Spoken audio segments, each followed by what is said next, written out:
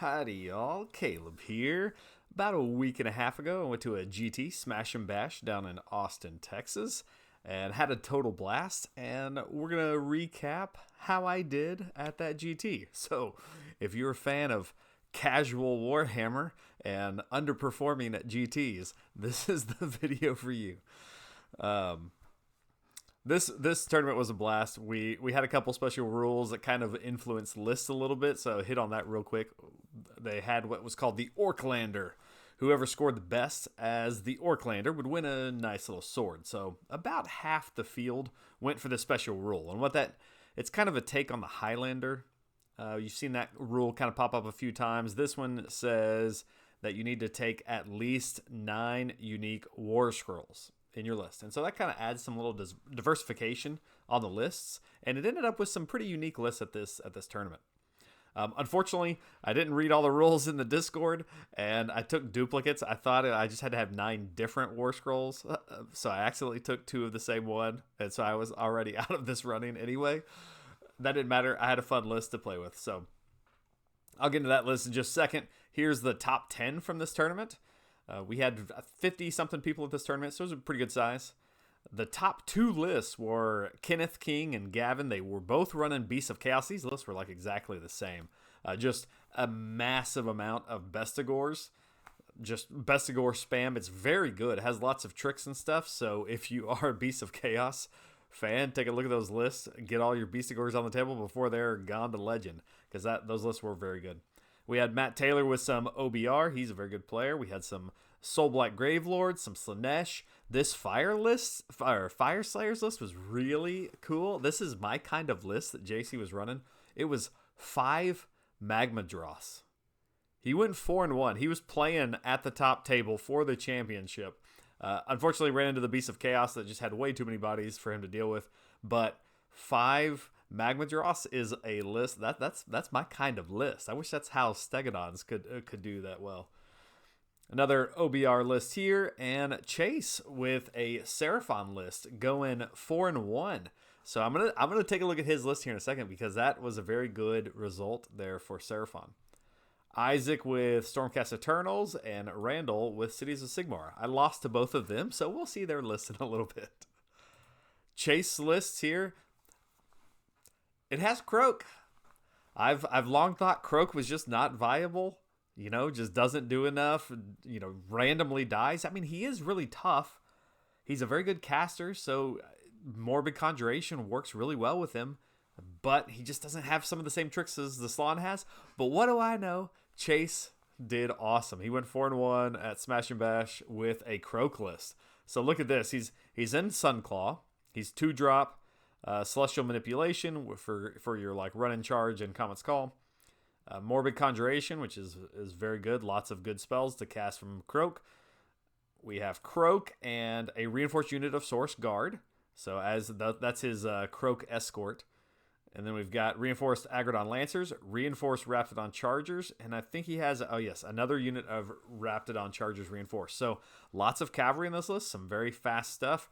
Your Agrodons are going to hit hard, your Raptidons are super fast, and then Kroak and Source Guard can hold the middle.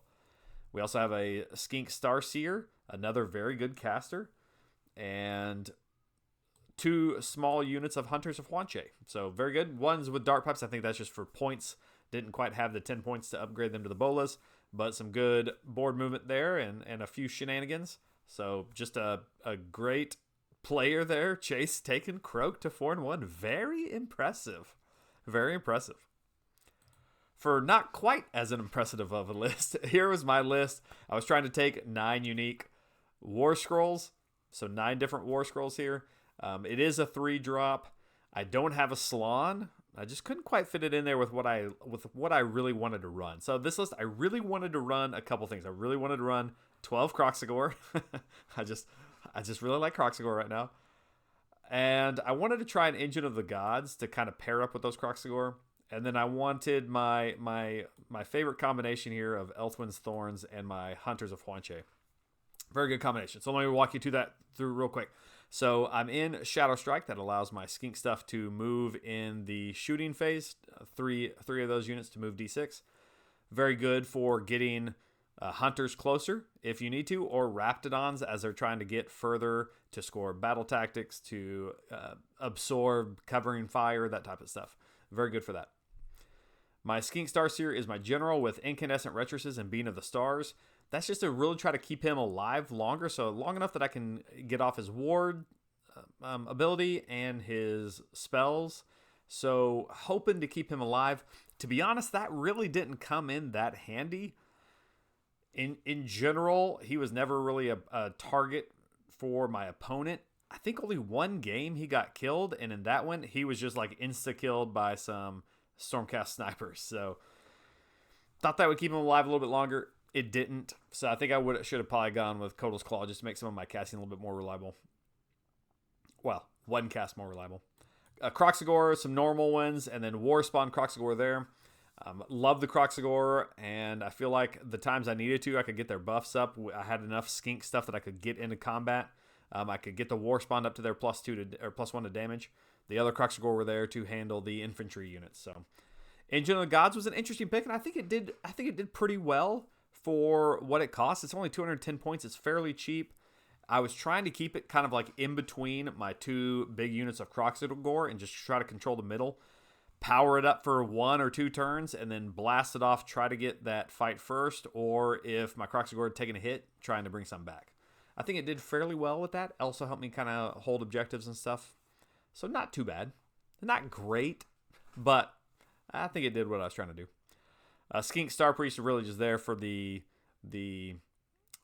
list building, so I get some other skink stuff. I did use its ability quite often on the Kroxigor, and I guess maybe it helped a little bit. It's critical auto wound. Raptidon Chargers in minimum units just to help me score objectives and battle tactics. To be honest, Raptidon Chargers as a single unit just aren't really all that impressive. They play so much better when you can reinforce them. Here, they're just like wide screens. They're to go grab objectives, play the flanks. I'm gonna say they constantly disappointed me as a minimum unit. They had a hard time killing anything in this. So I think once you reinforce them and you're able to spend like an all-out attack on 10 of them when it's reinforced, then it feels a whole lot better. I think I probably would have been better saving points and going with like Ripperdactyls that flew and are a little bit faster maybe. I don't know. Maybe it was just this game. Also, Hunters of Huanche, which can ambush in and then force the opponent to be -1 dice to their charge, and then Elthwin's Thorns, which is actually two different units here. It only shows one here. I cut it off on accident, but it's 2 units, and what they do is that when they shoot, they can reduce a charge by X number of damage up to 6. So I was really trying to debuff a hammer from the opponent and get them to where they couldn't charge me. Overall, I think Elthwin's Thorns, They did what I needed them to do in this tournament. I didn't really feel like I got a whole lot of chances to debuff a really big hammer unit because there were a lot of 3-drop armies in this tournament. And my list is 3 drops. And so most of the tournament, I think all but one time I was going second. And so in those cases, I'm kind of screening with my Elthwin's Thorns more often than I'm like striking fast with them. And so they made pretty good screens, kind of expensive for a screen, but they can spread out pretty far. And then that keeps things off of my Kroxigor, and it allows my Raptidons to still play the edges. So Elthwin's Thorns was more of a screen this tournament than really doing its debuff. So I don't know. I still like the unit. I think it's a fun combination.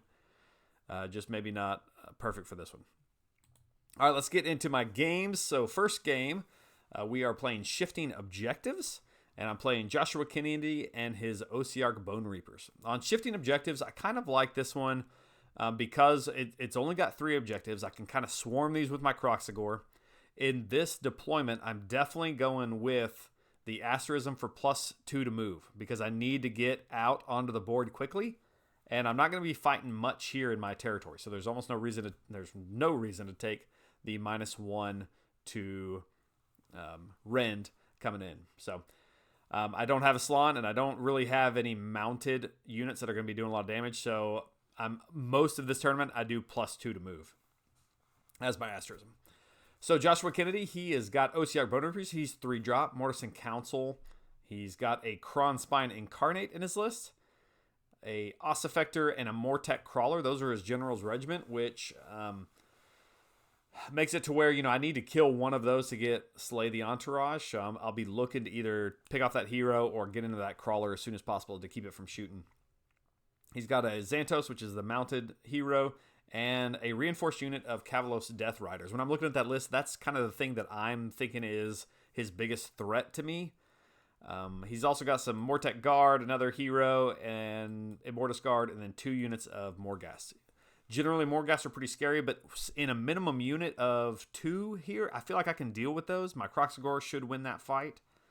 When you've got a big unit of 4, they become a lot scarier. But he's going for that Orklander, Highlander list, and so he's got kind of an odd list like the rest of us do. And so if I can get into those Death Riders, I feel like I have a pretty good chance at this game. If he's very aggressive with them, then it may cause a problem. Here's our deployment. You can see I've got one hero here, the Infantry Kroxigor, screened by some Raptidons. Here, I've got kind of a double screen, my Elthwin's Thorns, Raptidons, and then my Kroxigor. I'm thinking he's going to be aggressive with something coming at me, and I just want to make sure that I keep them off me as best I can. I win priority, and I make him go first. So what he does is, his catapult was deployed here. It's not quite deployed there yet, but that's where he's got it, and his Morghast are on the borders to go take the lands. So in his turn, he brings his cavalry kind of around this way. I think he actually scored take the flanks with his cavalry, and that really gave me an opportunity in my first turn to send the Kroxigor that way. His catapult, basically the only thing in range was the Elthwin's Thorns, and he killed most of them. I think he left one alive, and I had to rally them for the next couple turns, trying to get as many of them back, just so I could have some units to help screen and play board. But didn't really take too many of the objectives turn 1, and on my turn, I was able to get run and charge for these Kroxigor, which had the special assignment of +1 Rend versus cavalry, which was nice. The cavalry is a block of 10, and so I'm already going to get my damage boost there. And so these Kroxigor are going to be really critical. So it kind of came down to, am I going to get the spell off or not? And I did. He didn't unbind it. And now I auto-ran them. So they're moving 5, +2 from the Asterism, +6 from auto-run. And I'm able to get them into the Kavalos Death Riders, and I wipe out that unit. After I do that, I feel like that I've kind of eliminated his big threat. And now it's just a matter of wearing down those Morghast as they come in. They're still damaging. They'll still do a lot of damage, but I feel like I can handle them versus all those cavalry. So at that point, I get my Kroxigor onto this objective, and I send the Warspawn eventually over to take out his catapult. And I'm able to engage that catapult and take it out fairly quickly. It got a couple shots off, did some redeploy and shooting, that kind of stuff, make me fight last. But eventually I was able to take it out and held the board at that point. So once I took care of those Death Riders and the catapult, it was just a matter of keeping the Kroxigor on the objective and holding on. You can kind of see here, he's still got some Morghast trying to go after that engine. At that point, I think I had a 3-up ward or 5-up ward on engine and a Kroxigor. His Kronspine missed like 2 charges, I think, which was pretty big. And so that helped keep Kronspine out. And then finally, when it did get in, I was able to kill it and keep it from doing much damage. So good game there. I was able to get on the objectives and hold on to it after I took out his Death Riders and got a good victory there, 48-23. You can see that the nobody really ever had a double turn. In fact, most of this tournament, I think I had 1 double turn the entire tournament. So really had a hard time really shutting the door on some of these games. But I was able to score fairly close to max points in most of those rounds and was able to get that victory. But had an absolute blast. It was a good game versus Josh and his OBR. Game 2, we're playing Feral Foray, and I'm playing against Randal and his Cities of Sigmar. So Feral Foray has a fairly big zone here for my deployment. And I think on this one, if I remember correctly, this one may have been one of the only ones I did -1 to Rend. I'm not 100% sure. I think that's what I did because he won priority, and yeah, I think he won priority, and so I was gonna have to go first. Maybe I did do +2 to move, but I had lined up pretty far back in case he was gonna hit me. We'll get to that in deployment in just a second. So here's his list: Cities of Sigmar. He's got Executioners, Dark Shards, Drakespawn Knights, and Hammerers, all reinforced. I mean, every single one of these is gonna do a lot of damage. Drakespawn Knights are fast. They have a 3-up save, a lot of wounds. They're kind of like Raptidons, but better. They're a little bit more expensive, so I mean, obviously they should be better. But Dark Shards just throw a ton of dice at you in shooting. Executioners can do a ton of mortals, and then Hammerers just have a bunch of attacks on 2 damage, and they'll pretty much always have a 5-up ward unless they charge into you, in which case they're probably going to kill you. A little Callous and Toll to play objectives with Wild Core Hunters and some Dark Riders. So a lot of stuff that's going to do some pretty significant damage there. He is a 3-drop. Here's our deployment. I deployed kind of strangely, I think. I left open my Kroxigor. I felt like if he's going to come down into me and get me, then I feel like I can maybe take that punch because of the -1 rend. I can all-out defense. If he does come into me, then I can take it. So, but I line up a little far back to keep him off me if he does. I've got my flankers out here on the sides, and so I can work those edges. I believe he makes me go first. Yes. So I had to go first here, and what I was able to do is I was able to put on... hold on, let me find my slide again. Okay. There. Okay, now I've got it back. So his Drakespawn Knights are over here, and I'm able to get them debuffed, and I drop in my Hunters of Wanche back here, and I get them heavily debuffed. So hopefully they won't be able to charge me in my turn. But I think I left him to where if he rolled like a 5 or 6, he could still make a charge. And unfortunately, on his turn, he was able to go kill my Hunters of Wanche. He made that charge. So when you spend all those points and you still let him get a charge, that's kind of disappointing. I thought I might, for just a second, go after these Hammerers. I felt like if I auto ran them, got run and charge off, which I did get run and charge spell off, it would still be a fairly long charge because I lined up a little far back. But if he redeployed decently well, it would be an impossible charge. So I opted not to be like hyper aggressive because if he got a good redeploy, then my Kroxigor are going to be sitting out here undefended, and he'll just crash everything down into him and wipe him out on his turn. So I played a little bit more cagey. I hit them with debuffs. I teleported my Elthwin's Thorns back here as a screen, so that if he is going to come down into him, he's just going to kill them, and then I'll have a chance to punch back. My Raptidons went up, and I was trying to take out his flankers to like really limit his mobility. And this is one where like the Raptidons just really, really disappointed me. I got into his Wild Core Hunters and his Dark Riders. What were they called? Dark Riders. I killed one Dark Rider, and I killed like a couple dogs. That was it. The Raptidons really felt like they were just kind of a wet pillow here on this one. It just, they did nothing. And so that was really disappointing. I was feeling like if I could take out his flankers and I could limit his mobility a little bit and then hopefully put some pressure on his side on the next turn. But unfortunately that didn't work. He eliminates the Raptidons pretty quickly. In his turn, he eliminates the Elthwin's Thorns. And then, you know, my screens are gone. He actually, I don't even think he committed his Hammerers yet. He just killed them off with shooting and stayed back. And so on my turn, I had a chance to go on the attack a little bit. I was able to kill off some stuff. Eventually, though, we kind of met here in the middle. And he sends in, it may not even been the middle. I think he sends in his Hammerers towards my side.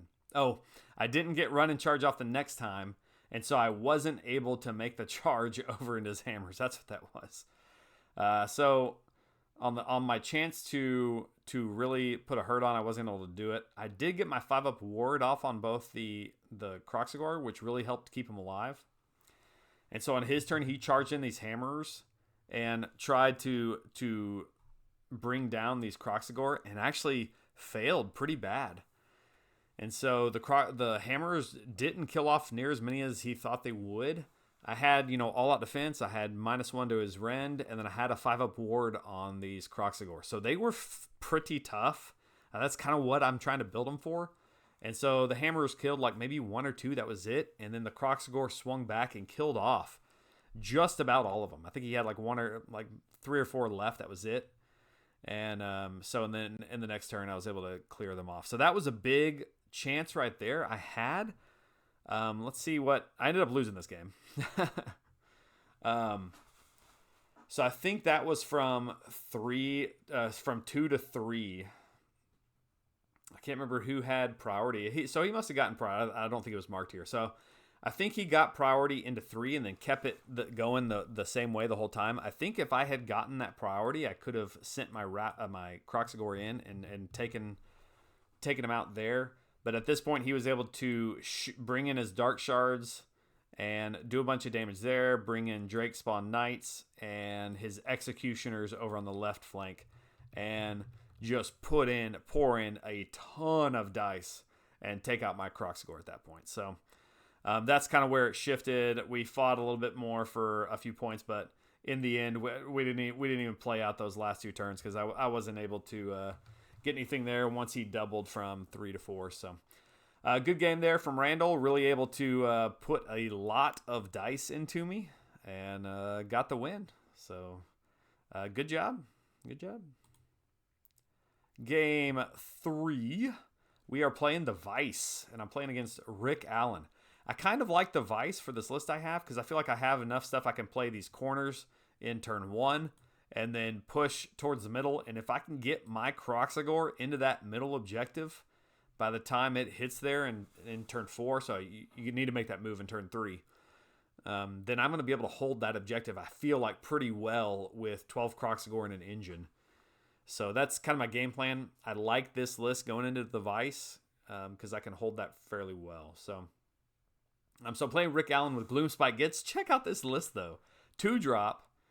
He's got a Kronspine. He's got Kragnos. And then look at how many reinforced Stabbas he's got. 1, 2, 3, 4. Now, when you reinforce Stabbas, that's 40 Stabbas. So that's 160 Stabbas. Good grief. That was a lot of guys on the board. Oh, and then a reinforced Squig Herd. So this is a lot of bodies.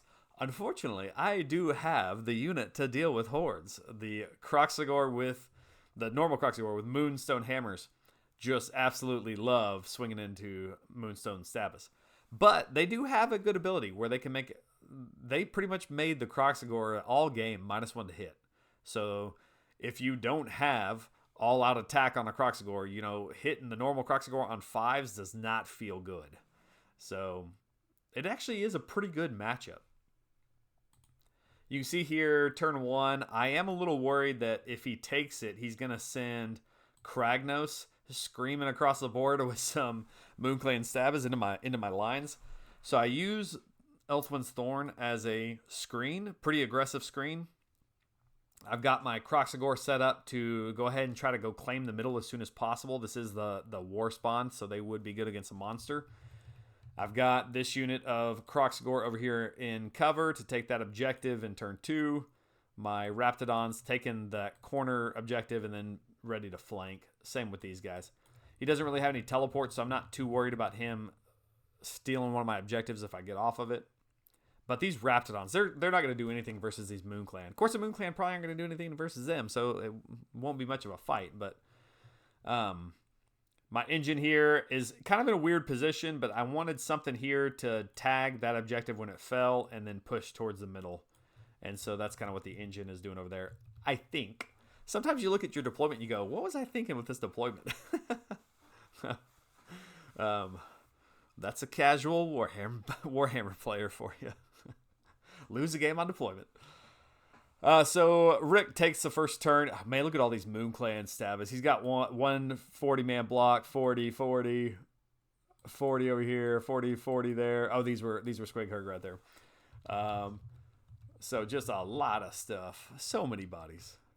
So he takes a turn, and I think what he was trying to do, and it's probably, I think it was a good plan, was to just swarm the middle, like, just go ahead and start getting on that objective. If I kill those Stabbas, he doesn't care. He's going to start resurrecting them and then just sending them back in constantly as I kill some. And so, because I will resurrect from the moon. I don't have anything that can take out that moon shrine. And so I think that was probably a good plan. Unfortunately, to get Kragnos on the objective here, he had to leave me just a slight opening. These Stabbas kind of came into right here. They had to run. And it left me just enough that in my turn, I got run and charge on these Kroxigor and got them into this little hole there. Look at this. Got them right there into Kragnos. So these are my war spawn. So they are good versus monster. They get extra Ren there. I dropped in my Hunters of Huanche. Outside of 9, did some debuffs to him, not that it would matter too much, but Shadow Strike kind of failed me, only got 1 inch, so I had like an 8-inch charge, but then it kind of went back to 9 after I made this, because they've got to go around those Kroxigor, and I failed that charge. So that was the charge. I really wanted that charge because it would buff up the Kroxigor to give him +1 damage. So I even re-rolled that, and I still failed it. I was able to charge, I think, the engine up in here. Maybe the engine comes in later. But regardless, these Kroxigor just swing away at that. I think they were even -1 to hit. I gave them all out attack. They had critical wounds, critical auto wounds from the Slon, or from the Star Priest. And they left Kragnos on 2 wounds. I think it was 2. And They would have, I think, easily killed him if I could have gotten these skinks in, because that would have been +1 damage, or if I could have gotten this extra dude in. I think it was that guy that on Pylon. I couldn't get him into combat. He had to kind of fight over the top and fight these guys. So, but left him on 2 wounds. This is where I feel like if I had Sunclaw, I would have had a pretty good shot at just killing him there. Not 100% sure, but it would have felt better. Especially since Shadow Strike failed me here, and it would have been nice to have Sunclaw Star Host so I could get the extra pile-in and then the Mortal Wounds. So, as it turns out, this is, I think, the only game I got a double turn on, and so I was able to lift off Kragnos in the next turn with those guys, and then able to push more towards the middle. So, this is pretty much how the rest of the game went. We were fighting a long time over this middle objective. You know, this was turn 2 and on. We were fighting over this even when it wasn't here yet. But as soon as it hit, I had been clearing these Stabbas constantly. Then more were coming back and more were coming in from the corners. You can see my Raptidons kind of snuck in here, took out his hero that was controlling Kronspine to lift the Kronspine. That was a big help. And, It was a tough fight there in the middle. I mean, he had a ton of bodies. These Kroxigor kept hitting. He was slowly chipping away. My engine kept resurrecting Kroxigor, which was really cool. And so everything kind of worked how I needed it to. And I ended up winning this one. You can see there, when the objective finally came to the middle, I was able to just hold on to it, and Rick wasn't able to score anything in those last 2 turns. I feel like that's a lot of times how Vice happens, is that whoever's controlling that objective, when it flips into turn 4, you've got a chance to score, 20 points there in the last 2 turns and just really run away with it there. All right, game. So great game versus Rick. Had a lot of fun. It was a melee punch out there in the middle, so heck of a game. Game 4, I'm playing, what is this one? Jaws of Gallet against Isaac and his Stormcast Eternals. So looking at this game plan real quick, I actually like this one with my list. I tend to play, when I have an army kind of like this, I put a big portion of it here, a big portion of it here, and so that I can kind of answer whichever way I need to go, kind of with either one of these. And so I have a little bit more flexibility that way.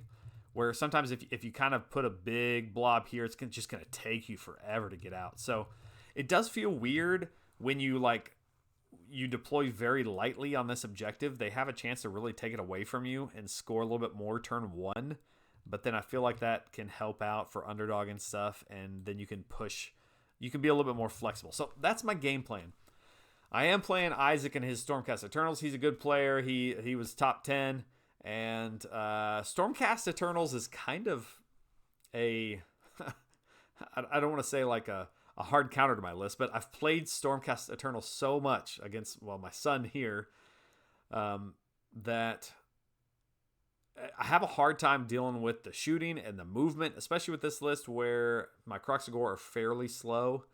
And so if there's a lot of objectives on a map, then they can really kind of just outboard control you. So he's playing Vanguard Wing. Very good movement there. Primal Energy. He's got Ionis, who is the best kind of priest you can have, where he's got two chance, I guess is what it's called. And so you have a chance to kind of power it up and then actually get your spell off. So use that to great ability. Teleporting him around the board is really kind of how he used him. He was just teleporting Ionis everywhere. And so with Vanguard Wing teleports, Ionis teleports, dropping in from the sky, this list is extremely, extremely mobile. Some Aether Wings, which kind of buff the snipers, prosecutors. In a small unit, I'm not too worried about them in a small unit. They'll take out like screens and things, and I think that's kind of probably what he's using them for. But not too scary otherwise. Vanguard Raptors, this is kind of the thing that I'm most worried about. They'll do the most damage to me. Stardrake with Quicksilver Draught. Very good. Big monster. Can do damage. Can actually just eat up Kroxigor if he rolls well. If he rolls a 6, he'll roll 3 dice in combat. And on a 6, any of those, he'll just pick up a Kroxigor. So very scary there. Quicksilver Draught lets him fight first, and so really my only chance at actually taking the Stardrake down is to roll some fight first from the engine. So that's really the only way I'm going to have a chance to take the thing down. I've got nothing else that can work into it. I feel fairly confident as long as he doesn't gobble up some Kroxigor. If he gets in a fight with Kroxigor, I feel like I win that as long as he doesn't have his 5-up ward from the Envoy of the Heavens. So if I kill something, he'll just give that ward to himself, and then he's going to be really hard to kill. Questor Soulsworn to take some objectives. Vanquishers is a screen. Knight Arcanum to control manifestations, and Gryph-hounds just to be a screen. So good list, lots of movement. Really two things I'm worried about: Stardrake and Raptors. Here's this is a little into the first turn. You can see I kind of position big here and position big here. Left my middle to the Elthwyn's Thorns. And kind of put them in such a way that he couldn't really drop anything behind me. If he's going to drop something down, it's got to be the Prosecutors here and make that charge there, which they'll make that charge. But I'm hoping that I can do a counter charge, maybe with my Kroxigor or Raptidons into them. I think in hindsight, I would have lined them up a little bit closer so that I would have made that charge easy, because I tried it, but I failed it. I didn't roll high enough. So he took the first turn. Oh no, I gave him first turn because I think I won priority if I remember correctly. And so he went first, brought his Prosecutors down, and sure enough, they went after these Elthwyn's Thorns, and he gets into them and he kills them. But the Arch Revenant, I think he killed them all. The Arch Revenant actually slapped back and killed 2 of the Prosecutors, and so he actually didn't score my objective. So. That was it. I felt like a pretty critical play there, where I was able to kill off those 2 Prosecutors. I didn't expect that from the Arch Revenant. I expected him to live, but I didn't expect him to hit back like that. So that was nice. Snipers took out my Raptidons, and then over here, Ionis started working on those Raptidons with some shooting. And then, I think he killed 1 in shooting, killed 1 with mortal wounds. And so I had 3 left, but they're going to take mortal wounds every shooting phase from now on out, because they're sunburned from Ionis. So he played this really well. And this is what my son does to me all the time, and it kills me, is that he takes out all my movement shenanigans. So he has enough shooting power to take out all this stuff and not engage me in melee. So He takes out my Raptidons, essentially. Takes out Elthwin's Thorns.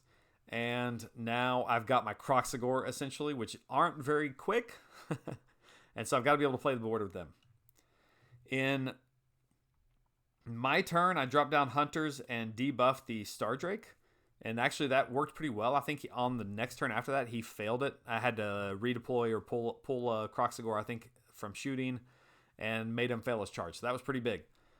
Hunters took him out and then grabbed this objective from the little doggos. I was able to push towards the middle. Oh, so he drops down. You can see he dropped down Vanquishers here, and then he put his snipers pretty aggressively, like right behind him. And I think if we were to redo that, he might screen the Vanquishers a little bit closer up, because I was able to get run and charge on these guys. They had +2 to move, and I was able to charge the Kroxigor into the snipers. And so I feel pretty good about that.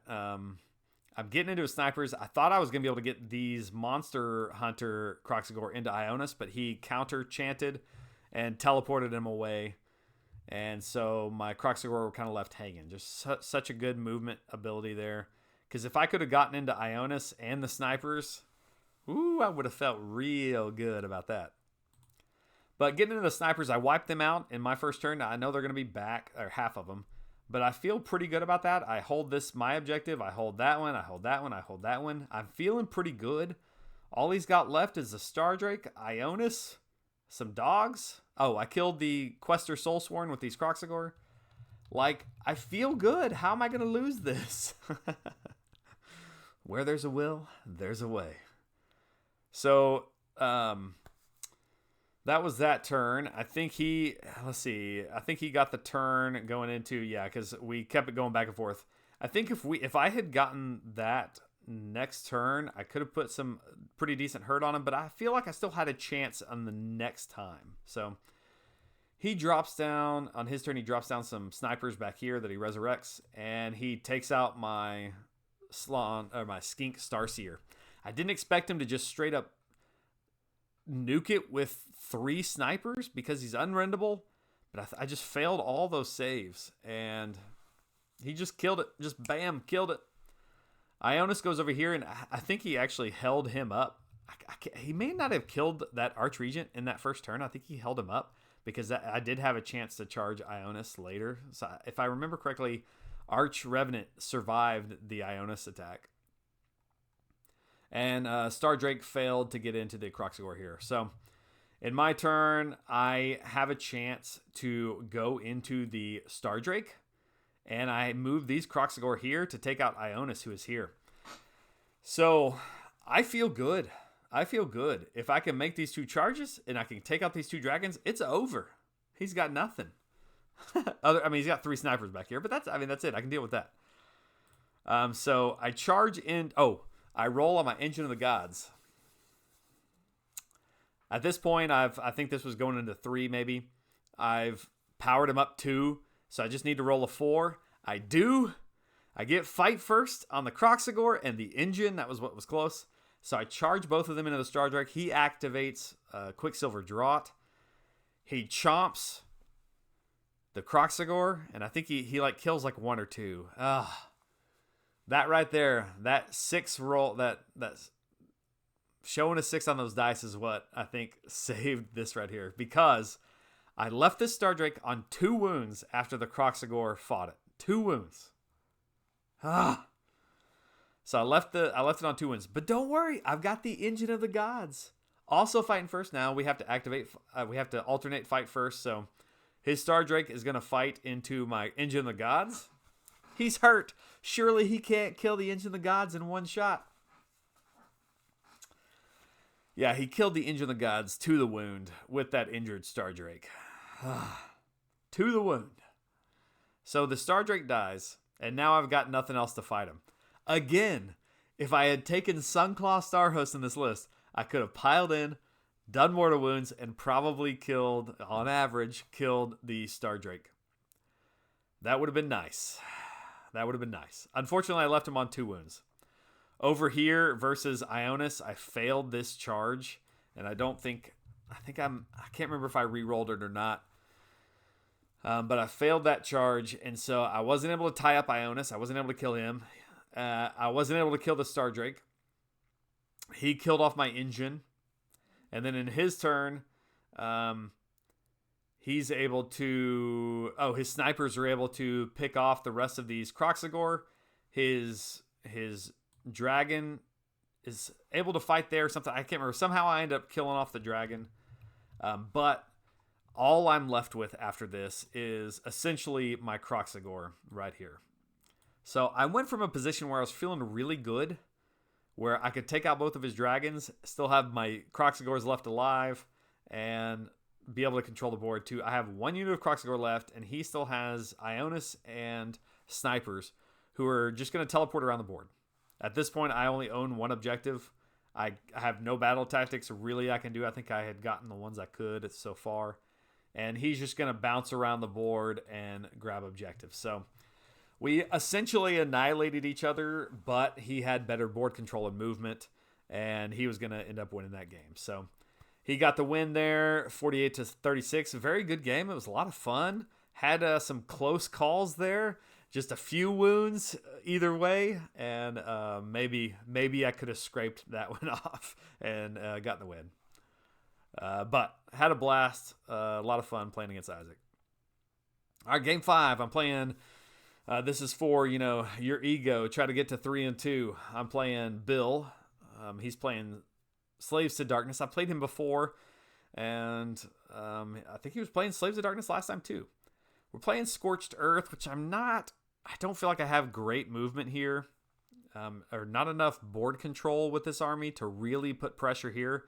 But I'm going to put my main threat here, screened by Elthwin's Thorns, and then put my Raptidons out on the flanks. I think that's the best I can do there. And that's kind of what he did. He put his main threats here in the middle and flankers out on the edges. So looking at his list real quick, the things I'm really worried about are the Chaos Chosen. Not much else here. I mean, minimum Varangard, minimum Chaos Knights, they're tough, and they can do some damage, but I feel like if I get tied up in combat with Kroxigor with those two units, I can deal with it. But Chaos Chosen, if I can't fight them first, then it's going to be over. These things do so much damage. So here's our deployment. I do make him go first. I won the priority there. You can see my how I'm deployed there. He brings his Chaos Furies here, his horses here, and his Chaos Knights he pushes down here. I redeploy my Elthwin's Thorns forward to him because I don't want these Kroxigor getting tied up and getting damaged by these guys. I want to be able to charge them on my turn if I want to. And it kind of keeps him pinned up a little bit with the Chaos Chosen. So his Chaos Chosen didn't quite get through this this border here between those two terrain pieces. And so his Chaos Knights, he gets them buffed up. He goes into the Elthwin's Thorns. He kills the Elthwin's Thorns. And then in my turn, I'm able to crush in the Kroxigor and take out the Chaos Knights, which, he'd said those Chaos Knights are marked Nurgle. They have a 3-up save. They have a lot of wounds. They're -1 to wound. I think they may have had like a 5-up ward, maybe. I can't remember if they did at that point, but a very tough unit. I mean, that Chaos Warriors, or the Chaos Knights, how much are they? 250 points? It took, 900 points of Kroxigor to kill those things. It's like I killed him to the wound. It wasn't really that close, or it was very close. But the Kroxigor were able to take him out, but it was fairly, it was on the line there. So those guys are pretty tough. Over here, my Raptidons made the charge onto both of his flankers, and again, killed nothing. Like my Raptidons, they went into the Furies. He failed the thing that gets him away. And so I'm going to be able to fight him. And I couldn't kill him. I left 2 or 3 of them alive. How is that possible? So over here, I think I killed one of those guys. I think we kind of ground against each other for a few turns. But ridiculous. I feel like those guys should do a little bit more. I know they're only 140 points, but they're like cavalry. They should do a little bit of damage on the charge. So he's got his guys jammed up here in the middle. This basically comes down to turn 2, okay? Who wins priority? Because if I win priority, his Chaos Chosen are right here, my Kroxigor are here.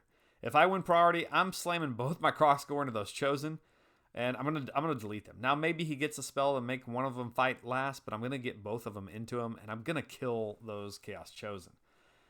If he wins priority, he's getting the chosen into me, and they're gonna kill me. So it comes down to priority. Unfortunately, he wins it. He gets these Chaos Chosen into he charges them into both my Kroxigor, which seems insane, but he's making one. He got a spell off to make one of my Kroxigor fight last. I think he got a charge with the minimum Vanguard onto the edge of them too. So the Vanguard helped out. But these Chaos Chosen, 500 points of Chaos Chosen, essentially killed off 12 Kroxigor. I think he maybe left like the 2 Moonhammers over here alive. Insane. That is absolutely insane how hard those things hit. And so I think I had like 2 Kroxigor. I was able to kill off quite a few of them with the 2 Kroxigor I had left. I think he had 4 chosen left, 3 or 4 chosen, something like that. But killing off that many Kroxigor with the chosen is absolutely nuts. So I really wish. I don't know how they do that much damage. It's just crazy. Anyway, so like into my turn, I have it. I'm like, at least I can kill these chosen. Maybe I can make a game out of it or something. Score a few points here. But in his turn, he counter casts and makes those Kroxigor fight last in my own turn. And so at that point, we shake hands on it and we go start packing stuff up because there's nothing else I can do. At that point, all my Kroxigor are gone. I have like the Engine of the Gods, and that's essentially it. So I'm able to scrape a few points with objectives and stuff. Maybe one. I think I got 1 battle tactic for a few extra points, but Chaos Chosen are just absolutely nuts. So it came down to that one, that priority roll. Whoever's going to win that one, I think was going to win the game. So fun times. I always like playing him. He's a joy to play. So great game there. All right, so 2 and 3, not the ideal result I wanted, but you know what? I still had a blast. I absolutely love the Kroxigor. Other than just getting absolutely blown out by the Chosen, the Kroxigor handled just about everything that was thrown at him and did very well. I think the list suffered the most once, my movement stuff was shut down. I think maybe I lean a little bit more into Hunters of Huanche instead of like Eltwin's Thorns. That would give me a little bit more stuff that's safe and I can move around the board. But overall, it was a fun list. Obviously, kind of a unique one, just trying to go for the 9 different units in a list, and had a lot of fun.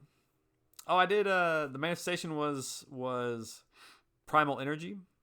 Gnashing Jaws did really good for me. Lystorm did really good. I don't know that I ever cast Burning Head. I think maybe I cast it one time, but I don't think it did much. Lystorm was a lot of fun for Kroxigor. I kept healing up Kroxigor sometimes that way. And Gnashing Jaws is always a good spell to get off, so I really enjoyed that one. I don't think I ever really shut off anybody's ward. Never really had a chance with the Starseer. I cast Comet's Call a lot versus the Stabbas. I cast it. I'm trying to think if I cast it much any other time. I wish I had a spell in this list that could just do like D3 mortal wounds in the hero phase, but that just spell doesn't exist in Seraphon. It's weird. I mean, I guess if you took Lore of the Jungles, maybe you could do it that way, but you'd end up hurting yourself too. But like I had found myself casting Comet's Call sometimes just to try to do 1 mortal wound versus 1 model. That's how desperate I was for hero phase mortal wounds. That's ridiculous. So, anyway, fun list. I definitely think I want the Raptidons back in a reinforced unit. I think I need them back reinforced, run them along with the War Spawn again. That's just so much fun. I could probably... I feel like I could let the engine go, but that was my only way to get fight first, even though it only worked like once or twice. It felt like it was significant enough that it had a purpose, even if it was wasted for like 2 turns every game. Oh, man. Oh, it was fun. It was a lot of fun, and I always enjoy playing Seraphon. I hope you enjoyed this battle recap. Let me know below in the comments if you've been running any tournaments and how you've been doing, what your list looks like. I'll try to get another list review out here sometime soon, and I'll see you guys in the next video.